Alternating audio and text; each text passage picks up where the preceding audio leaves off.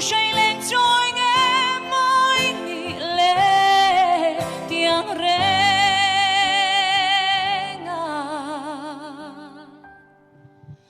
cả đồn lung ruk min ti boy tu kumin Mizo Idol chu boruak aron nei le hat maya engti kum nge ka hreta chia lova kor thin denga atlak awanga mi pui thin rim khan boruak anon siam chiam to ani kha kumina po hian me che pakhat tin awangin ti la ni ome boruak aron rile hluai maya chu chu ka ngai dan toy te kan soi venge tuna idola hianin top 20 a Sylvia i champhai lampang aron tling tanol maya a hlalak hun aman lo a hrelo ti te po ti la kan soi sual om love chumi wanga voi ni ngot hla la sual ania chumi wang chuanin tam tak chuan atlak an ringa mase ma tan tu ta chuan atlak an phaldon lo ti ha chiang reng maya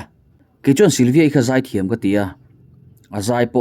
ngai thla kan uam ka tia a o a fel fai a fia fai thaboka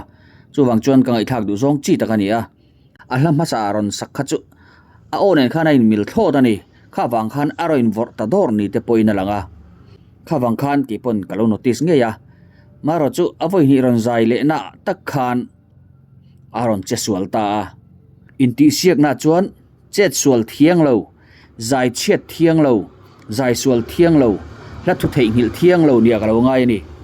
kumin idol hi an thiam hlom khup maya top 50 atang phe ka chuanin a thiam hlang hlak an tling chhoe moti mai tur ni han ti tlak tur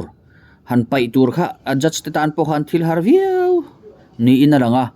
ke chuan mechia a thlen san rin pakhat ka neya cham ring mechia khani khanu kha a o danglam ka ti tat ke chuan a thlen san po ka ring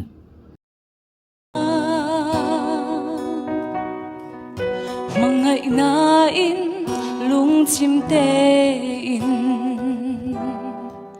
hoi lo par moi du ten ka quang kwa nang che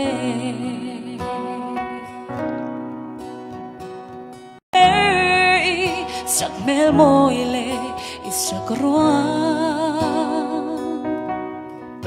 mangai na in lung chim te in hoi lo par moi du ten ka quang kwa nang che